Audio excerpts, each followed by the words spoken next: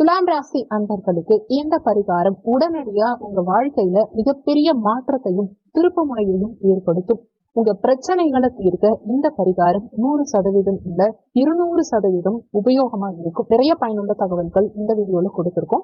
கொஞ்சம் கூட வீடியோவை ஸ்கிப் பண்ணாம முடிஞ்ச வரைக்கும் முழுமையா பார்க்க முயற்சி செய்யுங்க. வாங்க வீடியோக்குள்ள போலாம். துலாம் ராசியை பொறுத்த வரைக்கும் சித்திரை 3, 4ஆம் பாதங்கள், சுவாதி 1, 2, 3, 4ஆம் பாதங்கள், விசாகம் 1, 2, 3ஆம் பாதத்தை உள்ளடக்கியது துலாம் ராசி. துலாம் ராசி அதிபதி சுக்கிர பகவான். வீடியோல சொல்லக்கூடிய பலன்கள் ஆண் பெண் இருபாலருக்கும் பொருந்தக்கூடிய பலன்கள். துலாம் ராசி அன்பர்களுக்கு கடந்த 2024ஆம் ஆண்டு ரொம்ப டஃபாவே போயிருக்கும். அந்த நிலை மாறணும். இந்த ஆண்டு உங்களுக்கு சிறப்பு மிகுந்த ஆண்டா இருக்கணும். கூடவே வரக்கூடிய ஆண்டுகளும் உங்களுக்கு சக்சஸ் கொடுக்கணும்னு நினைச்சீங்கன்னா இந்த பரிகாரம் ஃபாலோ பண்ணுங்க.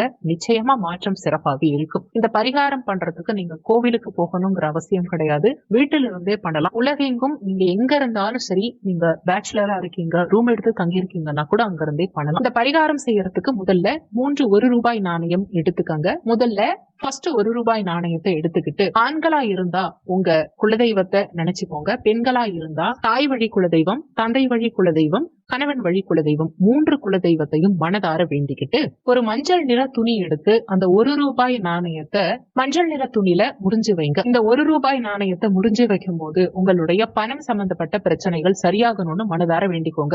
துலாம் ராசி அன்பர்கள் பினான்சியல் வைஸ் பண ரீதியா நிறைய பிரச்சனைகளை அனுபவிச்சுட்டு இருக்கீங்க. பினான்சியல் வைஸ் ப்ராப்ளம் உங்க வாழ்க்கையில மிகப்பெரிய சங்கடத்தை ஏற்படுத்திக்கிட்டு இருக்கு. பண வருத்தத்தை ஏற்படுத்திக்கிட்டு இருக்கு. கொடுத்த பணம் சரியா வந்திருக்காது. அதே மாதிரி உங்களால ப்ராப்பரா இஎம்ஐ கட்ட முடியாம கஷ்டப்படுவீங்க. மனசளவுல பினான்ஸ்னால நிறைய கஷ்டப்பட்டு இருப்பீங்க. வாழ்க்கையில பணம் நம்மள ஆட்டுவிக்குமா அப்படின்னு வருத்தப்படக்கூடிய ஒவ்வொரு துலாம் ராசி அன்பர்களும் பணம் தான் உங்களை ஆட்டுவிக்குதுங்கிறத 2024 உணர்ந்திருப்பீங்க. உங்களை சுத்தி உள்ள சொந்தக்காரங்களா இருந்தாலும் சரி, குடும்ப நண்பர்களா இருந்தாலும் சரி, எல்லாருமே பணத்துக்காக மட்டும்தான் உங்ககிட்ட பழகுவாங்க. ஏதோ ஒரு காரணத்துக்காக மட்டும்தான் உங்க போன்ல காலே வருமே தவிர உங்க போனுக்கு நார்மல் கால்ங்கிறது எந்தவித உள்நோக்கமும் இல்லாம நீங்க சாப்பிட்டீங்களா, வண்டியில பெட்ரோல் இருக்கா, ப்ராப்பரா இருக்கீங்களா அப்படின்னு யாரும் கேட்க மாட்டாங்க. காரணம் துலாம் ராசிங்கிறது சாப்பாட்டுல இருக்க கருவேப்பிலை மாதிரி தான். தேவைப்படும் போது பயன்படுத்திப்பாங்க, சாப்பிடும் போது தூக்கி போடுற மாதிரி தேவை முடிஞ்சதுக்கு அப்புறம் தூக்கி போட்டுருவாங்க. காரணம் நீங்க இல்லைன்னா எங்கேயுமே சந்தோஷம் கிடையாது. நீங்க இருந்தாதான் எல்லாருக்குமே நிம்மதி. அப்பேற்பட்ட உங்களுக்கு ஒரு சந்தோஷம் தரக்கூடிய இந்த பரிகாரத்தை நீங்க செய்யும் போது ஃபர்ஸ்ட் பணம் சம்பந்தப்பட்ட பிரச்சனைகள் விலகணும் அப்படின்னு உங்க குலதெய்வத்தை வேண்டிக்கிட்டு முதல் 1 ரூபாய் நாணயத்தை மஞ்சள் நிற துணியில முடிஞ்சு வைங்க. எப்படியும் 6 மாசத்துல இருந்து 1 வருஷத்துக்குள்ளேயே நீங்க வேண்டுன வேண்டுதல் நிச்சயமா நிறைவேறிடும். நீங்க வேண்டுதல் நிறைவேறிய பின் அந்த 1 ரூபாய் நாணயத்தை எடுத்துட்டு போயிட்டு நீங்க எந்த குலதெய்வத்தை நினைச்சு வேண்டுனீங்களோ அந்த குலதெய்வ கோவிலுக்கு எடுத்துட்டு போயிட்டு உண்டியல்ல செலுத்திட்டு வந்துடணும். இந்த பரிகாரத்துக்கு 1 ரூபாய் நாணயம் தான் பயன்படுத்தணுமான கிடையாது. அது 11 ரூபாயா இருக்கலாம், 101 ரூபாயா இருக்கலாம், 1001 ரூபாய், 10,001 ரூபாய், 1,01 ரூபாய் கூட இருக்கலாம். அது உங்க விருப்பம். பணம் முக்கியம் கிடையாது. எந்த அளவுக்கு முழு மனதோட நீங்க இறை நம்பிக்கையோட கடவுளை நம்பி பிரார்த்தனை பண்றீங்களோ அதுதான் முக்கியமே தவிர பணம் முக்கியம் கிடையாது. இந்த முதல் 1 ரூபாய் நாணயம் எப்போ இந்த பரிகாரத்தை பண்ணணும் அப்படின்னா தேய்பிறையில வரக்கூடிய பஞ்சமி அன்னைக்கு பண்ணணும். இந்த பரிகாரத்தை வளர்பிறையில செய்யறது அவ்வளவு சிறப்பா இருக்காது. தேய்பிறையில பஞ்சமி அன்னைக்கு முதல் 1 ரூபாய் நாணயத்தை முடிஞ்சு வைக்கணும். அடுத்து 2வது 1 ரூபாய் நாணயத்தை எடுத்துக்கோங்க. இது எதுக்காகன்னா பொதுவாவே துலாம் ராசிக்காரர்கள் அடுத்தவங்களுடைய உடல் சம்பந்தப்பட்ட பிரச்சனைகளுக்காகவும் அடுத்தவங்களுடைய வாழ்க்கைக்காகவும் ரொம்ப போராடுவாங்களே தவிர தன்னுடைய உடல் சம்பந்தப்பட்ட பிரச்சனை தனக்குன்னு ஒரு விஷயம் நடக்கணும் அப்படின்னு யோசிக்க மாட்டாங்க.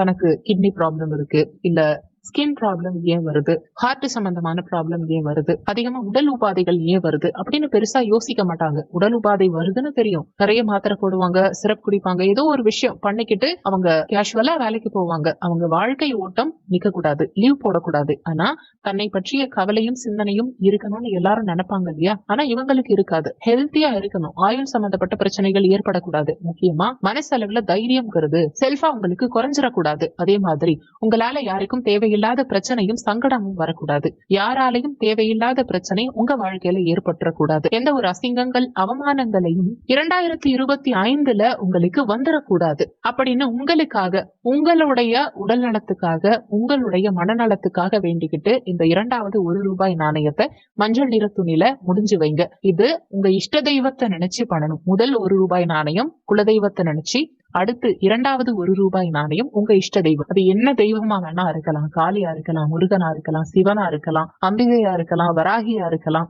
சாய்பாபா, ராகவேந்திரர், மகா பெரியவா, இப்படி யாரா வேணா இருக்கலாம். உங்களுக்கு பிடிச்ச எந்த தெய்வமா வேணா இருக்கலாம். உங்க இஷ்ட தெய்வத்தை நினைச்சுக்கிட்டு தேய்பிறை அஷ்டமியில இந்த இரண்டாவது ரூபாய் நாணயத்தை முடிஞ்சு வைங்க. இந்த இரண்டாவது ரூபாய் நாணயம் முடிஞ்சு வைக்கும் போது உங்க உடல் சம்பந்தப்பட்ட பிரச்சனைகள், ஆயுள் சம்பந்தப்பட்ட பிரச்சனைகள், வீட்டுல வண்டி வாகன விபத்துகள் எதுவும் நிகழாம இருக்கணும். அதே மாதிரி லேண்ட் சம்பந்தமான பிரச்சனைகள் எதுவும் ஏற்படக்கூடாது.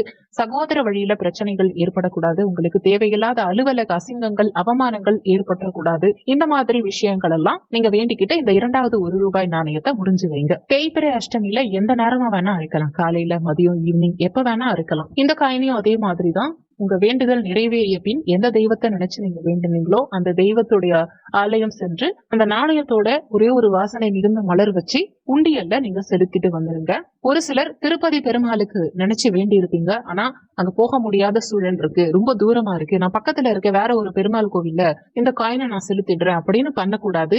எந்த தெய்வத்தை நினைச்சு நீங்க வேண்டுறீங்களோ அந்த தெய்வத்தினுடைய சன்னிதானம் சென்றுதான் இந்த காயினை திரும்ப செலுத்தணுமே தவிர பழனி முருகனுக்கு வேண்டிக்கிட்டு பக்கத்துல இருக்க முருகன் கோவில்ல போய் நீங்க செலுத்தக்கூடாது.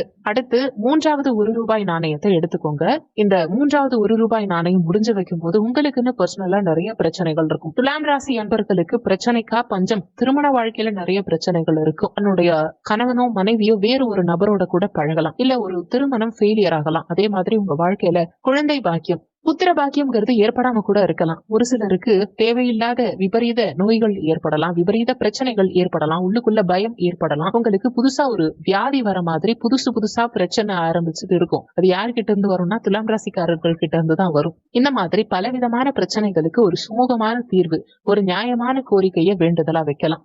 கண்டிப்பா உங்களுக்குன்னு சுயஜாதக அடிப்படையில சில பிரச்சனைகள் இருக்கலாம். ஒரு சிலருக்கு அஷ்டமாதிபதி தசா நடக்கும். ஒரு சிலருக்கு அசுப கிரகங்களுடைய தசாபுத்தி நடக்கலாம். ராகு கேது தசாபுத்தி சரியில்லாம இருக்கலாம் சுயஜாதகத்துல. இந்த மாதிரி என்ன தனித்துவமான பிரச்சனைகள் இருந்தாலும் சரி, வேலையில தனித்துவமான பிரச்சனைகள் இருக்கலாம். ஒரு நபரால நீங்க அதிகமா மிரட்டப்படலாம்.